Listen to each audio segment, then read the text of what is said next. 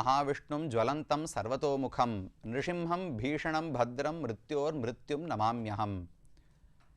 பகவான் செய்த எத்தனையோ அவதாரங்களுக்குள்ளே நமக்கு மிகவும் ஆச்சரியத்தை ஊட்டக்கூடிய ஒன்று கண்டிப்பாக நிருசிம்ஹாவதாரம்தான். மற்ற எல்லா அவதாரங்களிலும் ஏற்கனவே உலகத்தில் இருக்கக்கூடிய ஜந்துக்களாக பிராணிகளாக பகவானும் வந்து பிறந்தார். பகவான் பிறப்பதற்கு முன்னாலும் மீன்கள் உலகத்திலே இருந்தன. பகவான் அவதரிப்பதற்கு முன்னாலும் பன்றிகளும் உலகத்திலே இருந்தன.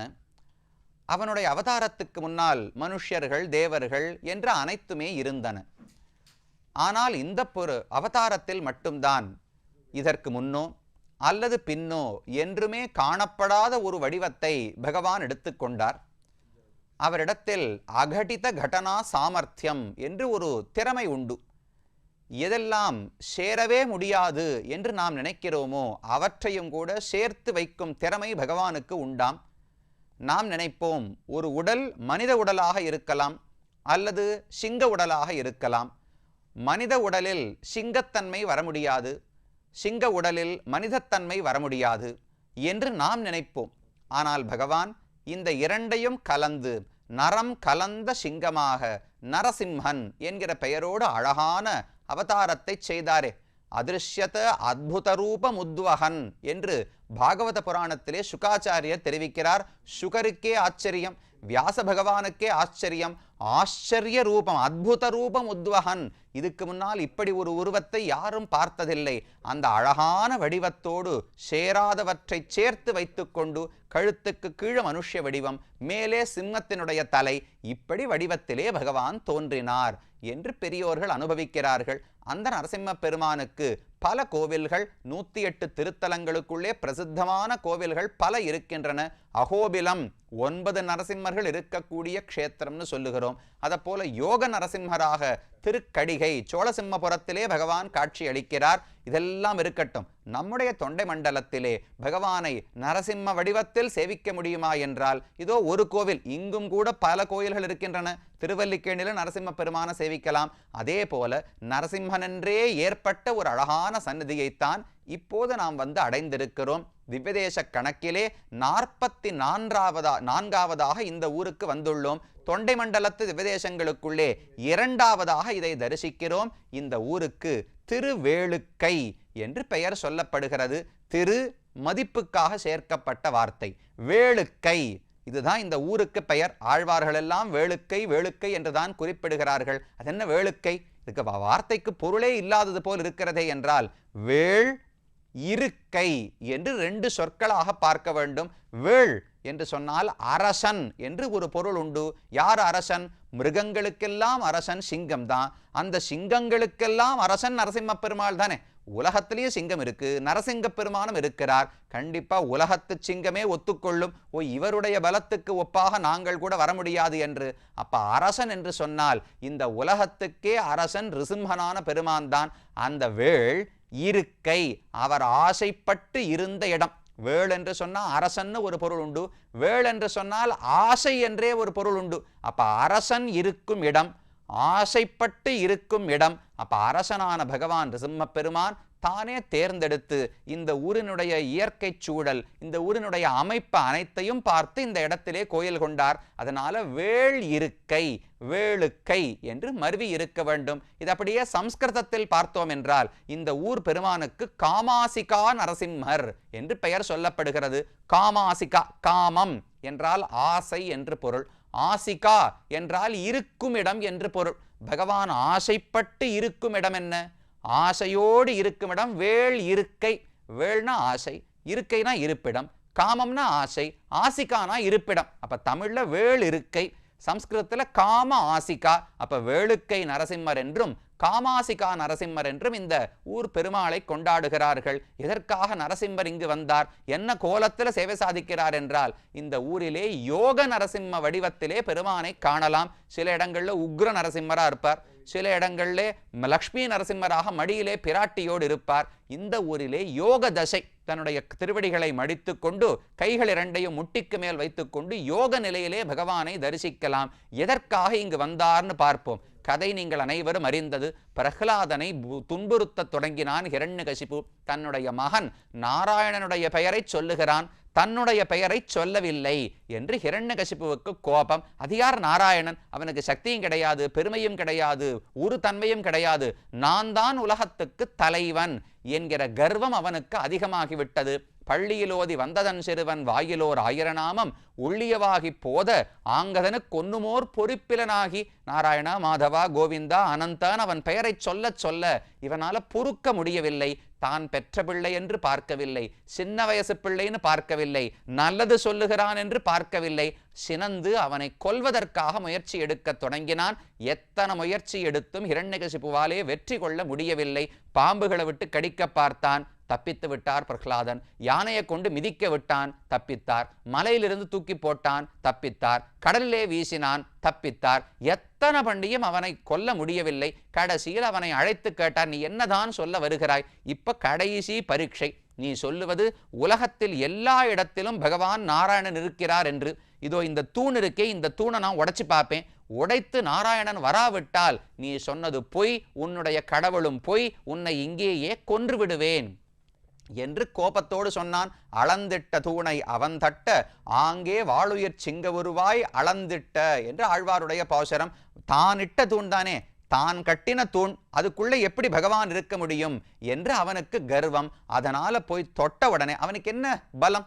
அவன உடல் வலிமை உடையவரா? இல்லை எதனால இவ்வளவு தைரியம் வந்ததென்றால் நிறைய வரங்களை பெற்று வைத்திருந்தான் ஹிரண்யகசிபு. என்ன பகல்ல கொல்லக்கூடாது, ராத்திரியில கொல்லக்கூடாது, ஆகாசத்துல கொல்லக்கூடாது, பூமியில கொல்லக்கூடாது, உயிருள்ள பொருளால கொல்லக்கூடாது, உயிர் இல்லாத பொருளால கொல்லக்கூடாது, மனுஷன் கொல்லக்கூடாது, விலங்கு கொல்லக்கூடாது, எத்தனை முடியுமோ ஆக மொத்தம் யாருமே என்ன கொல்லக்கூடாது என்பது போல கேட்டு வைத்திருந்தார். இது எல்லாத்தையும் மாற்றி இது அனைத்துக்குள்ளும் இருக்கிற சின்ன ஒரு ஓட்டையை கண்டுபிடித்துத்தான் பகவான் நரசிம்மனாக பிறந்தார். அப்ப யாரும் அழிக்க முடியாது என்கிற கர்வம். வரத்தினில் சிரத்தை மிக்க வாழையிற்று மற்றவன் உரத்தினில் கரத்த வைத்து உகிர்த்தலத்தை ஊன்றினாய்னு ஆழ்வாருடைய பாசுரம். வரங்கள் தாம் பெற்ற வரத்துல ரொம்ப தைரியத்தை கர்வத்தை வைத்து விட்டான். அதனால நிருசிம்ம பெருமானையே சண்டைக்கு அழைக்க அவரும் அந்த தூணையே பிளந்தார். இந்த தூணுக்குள்ள இருக்கான்னு குழந்தை பிரகலாதன் சொன்ன உடனே தூணை பிளந்து கொண்டு வந்தாரோ இல்லையோ, வந்தவர் ஹிரண்யகசிபுவை கொன்று முடித்தார். அவனோடு கூட பல அரக்கர்களும் இருந்தார்கள். அவர்கள் பகவானோடு சண்டைக்கு வர அவர்களையும் கொல்ல தொடங்கினார். கடைசியில் இவரோட சண்டை போட முடியாது என்று தெரிந்து கொண்டு அரக்கர்கள் ஓடத் தொடங்கினார்கள். அவர்களை துரத்திண்டே பெருமான் வெகு தூரம் ஓடி வந்தாராம்.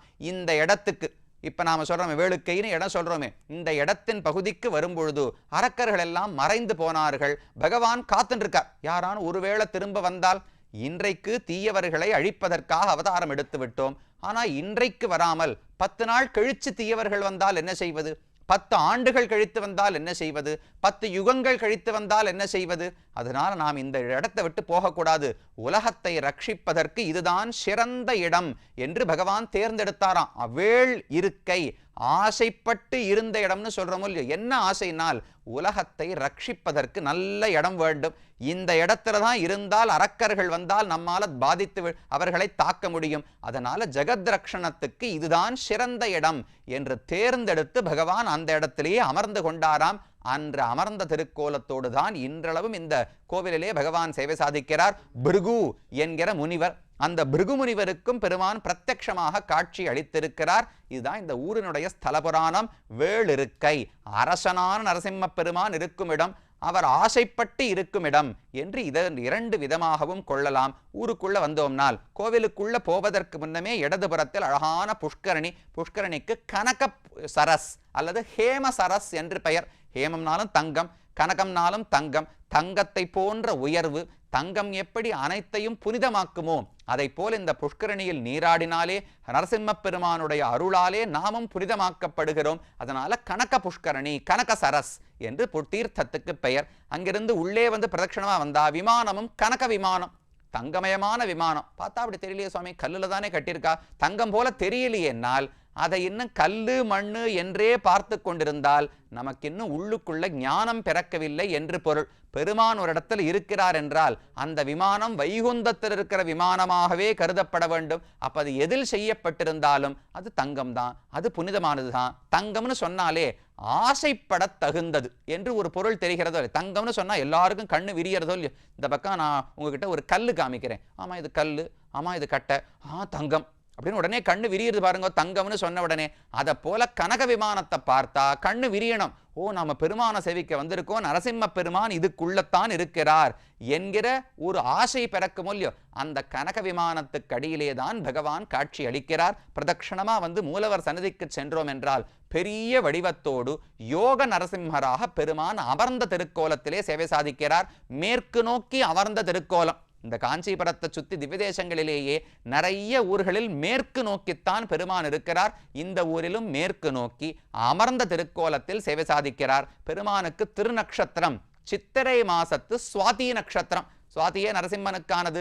சித்திர சுவாதியிலேயே பகவான் கீழே ஒரு ஊர் பார்த்தோம். ஒவ்வொன்றா சித்திர ஹஸ்தம் மேல வரதராஜ பெருமாளுக்கு பார்க்க போகிறோம். சித்திர ரோகிணி ஒருத்தருக்கு. அதை போல சித்திர ஹஸ்தத்திலே அதாவது சித்திரை மாசம் சுவாதி நட்சத்திரத்திலே இந்த ஊரிலே நரசிம்ம பெருமான் தோன்றினார். இந்த ஊரில் பெருமாளுக்கு அழகிய சிங்கன் என்று திருநாமம். அழகு இருக்கு, ஆனா சிங்கமா இருக்கார். சாமி சிங்கம்னா கோபமா இருக்கும், சிங்கம்னா பயங்கர சிங்கம்னு வைக்கலாம், அது என்ன அழகிய சிங்கம்னு வைக்கலாமான்னால் ஆழ்வாரே பாடுறார், அழகியான் தானே அறிவுருவம் தானேன்னு ஆழ்வாருடைய பாசுரம்.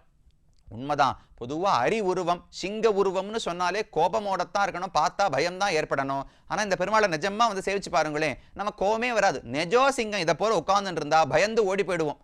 ஆனா பெருமான் உட்கார்ந்துட்டு இருந்தார்னால் அவருடைய முகத்தின சிரிப்பு, அவருடைய கண்ணு மலர்ந்து இருக்கிற விதம் பார்த்தா இந்த சிங்கம் கடிக்காது சுவாமி, இந்த சிங்கம் என்ன கடிக்காது, என்னை பாதிக்காது, என்னை ரட்சிப்பதற்காக பெருமான் இருக்கிறார் என்கிற நம்பிக்கை ஏற்படுகிறது. பெரிய வடிவத்தோடு மேல சங்க சக்கரங்களை, பெரிய சங்க சக்கரங்களை பிடித்து கொண்டிருக்கிறார். கீழ் 2 கைகளை முழந்தாளிலே வைத்துக் கொண்டு கால்களை மடித்து கொண்டு பகவான் சேவை சாதிக்கிறார். அப்ப ஒண்ணு அழகிய சிங்கர்னு பெயர், யோக நரசிம்மர்னு பெயர் உண்டு. முகுந்த நாயகன், மோட்சத்தையே அழங்கக்கூடிய தலைவன் இவர்தான். முகுந்த நாயகன் ஒரு பெயர் உண்டு. தமிழ்ல ஆளரி, ஆழ்வார்கள் சாத்தின பெயர். வேளுக்கை ஆளரி. ஆள் அப்படின்னா மனிதன், அரின்னு சொன்னா சிங்கம், ஆளரி நரம் கலந்த சிங்கம். அப்ப சம்ஸ்கிருதத்துல நிருசிம்மன் நரசிம்மன் என்ன சொல்லுகிறோமோ அழகான தமிழ் பெயர் ஆழ்வார் சூட்டினார், ஆளரி. வேளுக்கையில் இருக்கக்கூடிய ஆளரியான சிங்கப்பிரான் நரசிம்ம வடிவத்தோடேயே அழகோடு இருக்கக்கூடியவர். அந்த மூலவரை இந்த இடத்துல சேவித்துக் கொள்ளலாம். அப்படியே உற்சவர் சேவிச்சோம்னா நிஜமாவே அழகு. இந்த பெருமான சேவிச்சுட்டே இருக்கலாம். ஒரு கையில அபயஹஸ்தம், மற்றொரு கையில வரதஹஸ்தம். என்னுடைய திருவடிகளை பிடித்துக்கொள், யாரை பார்த்தும் நீ பயப்பட தேவையில்லை, அனைத்து துன்பங்களிலிருந்தும் நான் உன்னை ரட்சித்துக் கொடுக்கிறேன் என்று பகவான் அபயஹஸ்தம் வரதஹஸ்தம் சங்க சக்கரங்களோடு ரொம்ப அழகான திருமேனி. பெருமாள் திருமுகத்தை பார்த்தாலே சாமி அந்த சிங்கமாவது அழகானதுனால சந்தேகமா இருக்கு, இந்த உற்சவர் கண்டிப்பா அழகுதான் என்று சொல்லும் அளவுக்கு பகவான் ஈர்க்கும் வண்ணம் இருக்கிறார். ஸ்ரீதேவி பூதேவி நாச்சியார்களோடு அழகான திருவாபரணங்கள், பெரிய கிரீட்டம் தொடங்கி சங்கம் சக்கரம் திருமார்பில் இருக்கிற ஹாரங்கள் அனைத்தோடும் பெருமானை இந்த ஊரிலே சேவித்துக் கொள்ளுகிறோம். இது உற்சவர். அடுத்தது அப்படி பிரதட்சணமா வந்தோம்னா இன்னும் பல சன்னதிகள். இந்த உற்சவருக்கு அருகிலேயே இன்னும் 2 பேரை முக்கியமா நீங்க சேவிச்சுக்கணும்.